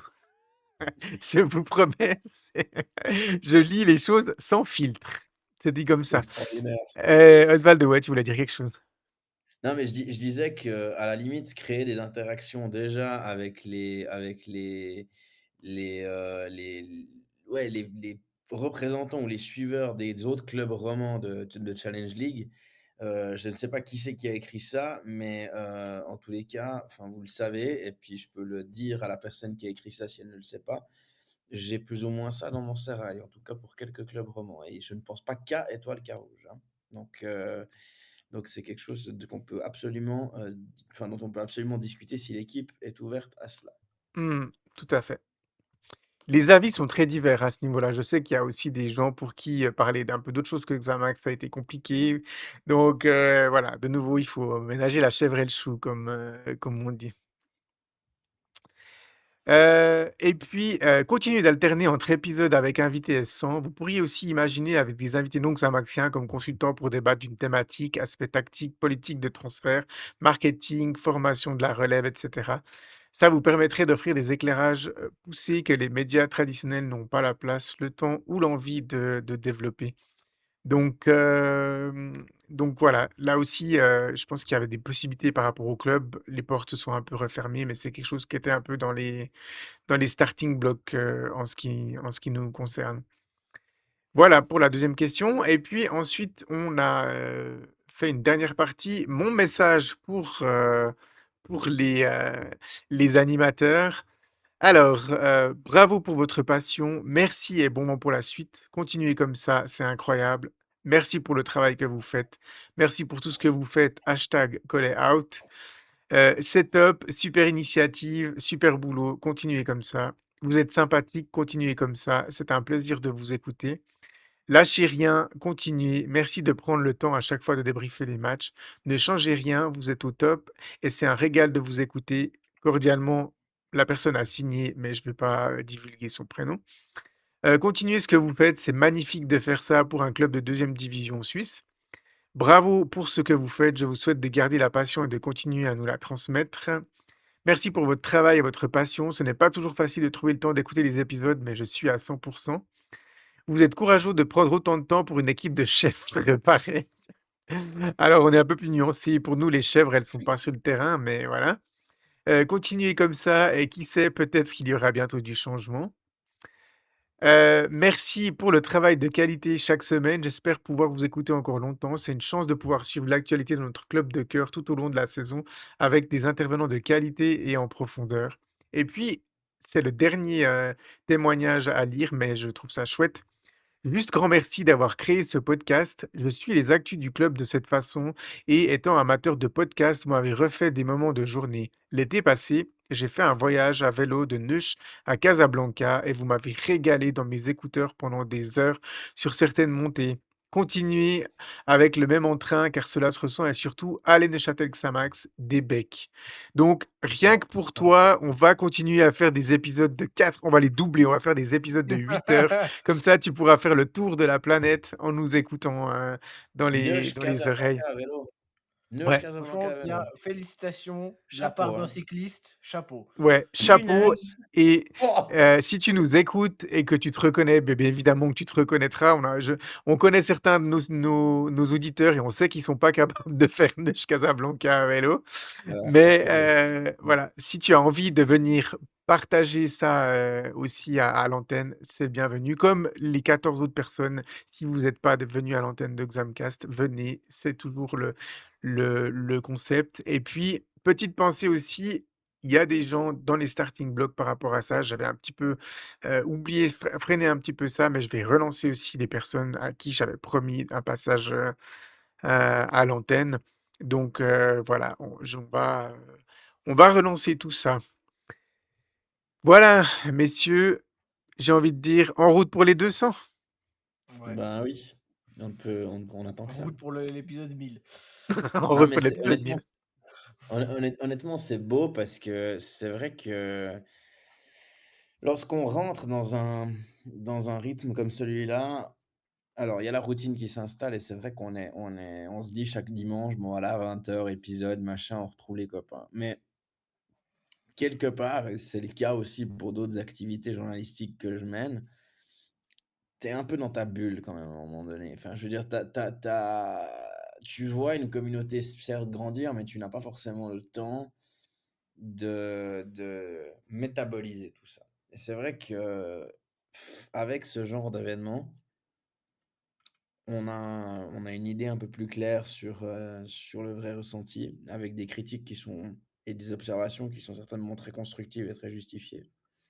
Mais ça te permet de réaliser un peu plus en global, ce que tu fais pour les ce qu'on fait pour les gens finalement aussi. Parce qu'on le fait pas seulement Mmh. pour nous et pour notre kiff, on le faisait aussi pour offrir aux supporters une vision, finalement un peu plus posée, tout en étant passionné. Mmh. Colin, peut-être un petit mot de la fin pour toi aussi. On sait que, voilà, le milieu du journalisme sportif, t'intéresse aussi, énormément, hein. On l'a annoncé, tu as aussi fait un peu tes débuts en tant que pigiste. Voilà, on imagine qu'une activité comme Xamcast, c'est aussi de l'expérience, quoi. Oui, tout à fait, ça c'est de l'expérience supplémentaire et puis, c'est vraiment quelque chose que moi j'apprécie faire, avec vous, et puis ça m'amène de l'expérience dans mes analyses, footballistiques, et de club et tout ça. Donc, non franchement, un grand merci, de m'avoir accueilli et puis, bah, j'espère être plus présent quand même les prochaines sur cette fin de saison et puis les prochaines saisons. Ce qui devrait arriver, si jamais on change de propriétaire, je reviendrai plus souvent, je pense. Mais et comme tout le monde, à mon avis, il y aura plus d'animateurs qui vont essayer de revenir d'un coup. Mais je pense que ce sera mieux pour nous. Mais j'espère qu'on va quand même, je pense qu'on va réussir à perdurer vu qu'on en a déjà fait 100. C'est déjà vraiment pas mal. Et puis surtout, bah, on arrive à se diversifier, à proposer d'autres formats et tout. Et je pense il y a moyen d'avoir du lourd qui arrive encore sur les prochains épisodes. Donc, non, non, allez, Xamcast, longue vie à Xamcast. Mmh. Voilà, et puis aussi une petite pensée à nos collègues, pas présents ce soir, à Michael, Sam, Alex, Thomas et Varam. Évidemment, ils font, eux aussi partie de l'équipe de Xamcast et puis voilà. Pour moi, c'est aussi un plaisir voilà, de collaborer avec vous tous et puis voilà, c'est hyper enrichissant donc voilà, en route pour les 200, en route pour les 1000 comme disait Colin. Voilà, messieurs, on va pouvoir passer à la dernière rubrique du soir.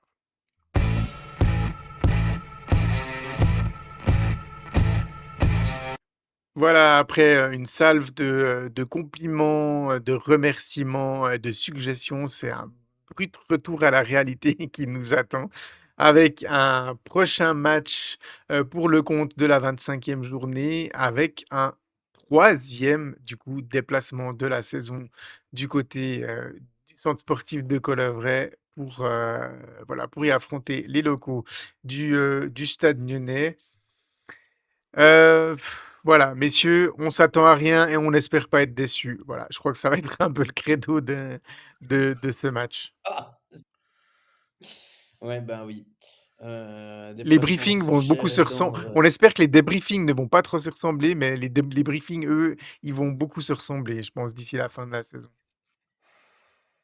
là, ce déplacement dans ce cher et tendre, stade de Collovray, je profite d'envoyer un petit message à mon ancien collègue, qui fait son stage de journaliste chez NRTV, dont les initiales sont SA, il se reconnaîtra, où je lui avais demandé en début de tour, avant de passer avant un match Nyon-Carouge, s'il serait là. Il avait dit qu'il serait certainement pas là. Mon cher, si tu as un événement de judo, de volley, de basket ou de handball à couvrir sur la côte en même temps que ce match, vas-y, sans problème, ce sera beaucoup plus intéressant. Non, plus généralement, effectivement, c'est compliqué de se réjouir avant un match pareil, mais comme tous les matchs qui vont rythmer notre fin de saison finalement. Maintenant, il y a peut-être un petit enjeu là-dedans à aller chercher, c'est peut-être de battre Nyon pour la première fois de la saison, puisque les deux premières confrontations se sont soldées, sauf erreur de ma part, sur 2 matchs nuls. Donc peut-être aller chercher une première victoire contre Même un les troisième protégés de si, notre avec le ancien. match de coupe. Et alors on l'a gagné après les tirs au but, mais après le temps On l'a réglementaire, gagné au c'était aussi penalty, mais match là je nul. parlais uniquement des matchs de championnat. Ouais, ouais, C'est vrai qu'en championnat, les deux confrontations sont soldées par deux matchs nuls. Donc peut-être aller chercher une première victoire contre les protégés de notre ancien entraîneur. tout à fait. Bah, À noter que le Stade Lyonnais est sur une très mauvaise trend, sans compter Bellinzone qui a profité du carton 5-0 contre nous. Mais sinon, Nyon c'est tout simplement la seule équipe qui n'a gagné aucun match sur ces 5 derniers matchs. Donc voilà, il y a une phase un petit peu difficile. Un Xamax, bon, qui a quand même 2 victoires sur les 5 derniers matchs. Un match nul aussi, c'était bah, évidemment le dernier match contre Ville. Voilà, on va pas s'attendre à un match de folie, Colin. non, effectivement, on passe avant un match de folie. Nyon qui a quand même tenu le match nul face à Haro chez eux, donc c'est peut-être la seule performance sur ces 5 derniers matchs qu'il faudrait retenir. Ouais, ils ont pris le Euh, but, ils se sont fait climatiser même, hein. ouais, ouais, exactement, ils se sont fait climatiser. Après, quand je vois les performances de Nyon, bah, honnêtement, qu'on voit qu'un de leurs meilleurs joueurs, c'est leur gardien, va falloir faire attention, quoi. Mais sinon, effectivement, il n'y a pas beaucoup de choses à quoi s'attendre. On verra bien. On verra bien, Bon, mais on espère une victoire. on connaît des équipes qui ont été éliminées de la Ligue des Champions par des gardiens, hein, donc Oui, voilà.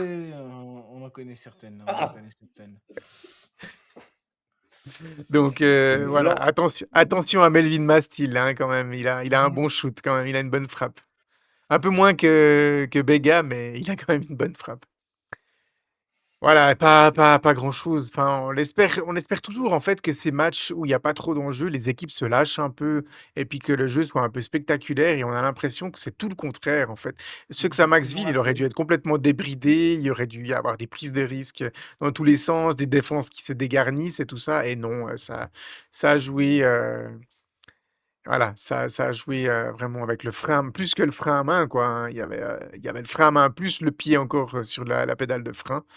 Donc c'est un petit peu dommage qu'on n'essaye pas de se lâcher un petit peu en enlevant, toute pression du résultat.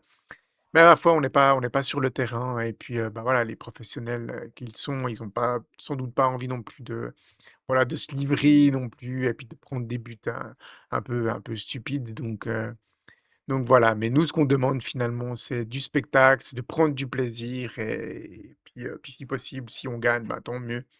Mais moi, je préférais nous voir prendre je sais pas, un bon vieux 4-3 avec un match complètement débridé plutôt que de faire un 0-0 tout pourri comme dimanche, quoi. Mhm. Personnellement. Histoire qu'on vive un petit peu quand même. C'est ça, histoire qu'on ait un peu des émotions à vivre pendant le match, puis ensuite à vous transmettre pendant l'épisode parce que, parfois on est à 2 doigts de prendre de la cocaïne avant l'épisode pour pouvoir être un peu excité, pour vous faire des bons débriefs, tellement il y a rien à raconter. Donc, Je ne m'exprimerai point sur ce point. non, Je mais vais je veux dire, éviter les blagues qui vont me mettre en très, très grande difficulté, je crois. mais, voilà. Je sais pas, messieurs, si vous avez encore des choses à dire sur ce match, importantissime qui s'annonce vendredi du côté de Colovray? Non, Ah non, mais Non, c'est un tournant de notre saison, sans aucun doute. exactement. Non, mais sans voilà, aucun je doute. crois C'est qu'on le a fini la boîte match à de la là, c'est saison. bon. Ah ben, voilà, mathématiquement, si Vaduz perd et qu'on gagne, on revient quand même à 23 points, hein, donc, Ouais, C'est voilà. suspense absolument insoutenable pour la Mmh, montée. tout à fait. tout à fait. C'est irrespirable. Voilà, messieurs, on peut passer à la conclusion de l'épisode.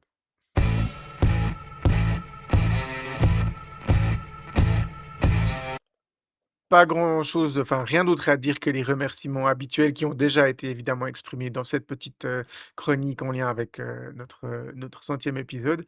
Merci à vous toutes et tous pour, vos écoutes chaque semaine et puis, voilà, merci à vous, mes collègues animateurs. C'est toujours un plaisir, semaine après semaine d'échanger avec vous et de partager avec vous et de créer aussi avec vous parce que c'est aussi ça Xamcast quelque part, ça on crée quelque chose, il y a un produit quand même dans nos discussions. Alors, on crée aussi dans notre groupe WhatsApp comme dit avant, mais l'épisode de podcast, c'est quand même autre chose que les bêtises que nous nous partageons, entre nous. Donc, On peut le dire. voilà. Retenu. Et puis on se retrouve, évidemment la semaine prochaine, enfin ce sera techniquement la même semaine puisque là on a enregistré lundi et puis que le prochain épisode cette fois-ci sera enregistré, du coup le dimanche. Voilà, merci messieurs et puis à la semaine prochaine. Bye bye. Bye bye, merci à toi Ciao. Mirko, merci à vous tous de m'avoir écouté.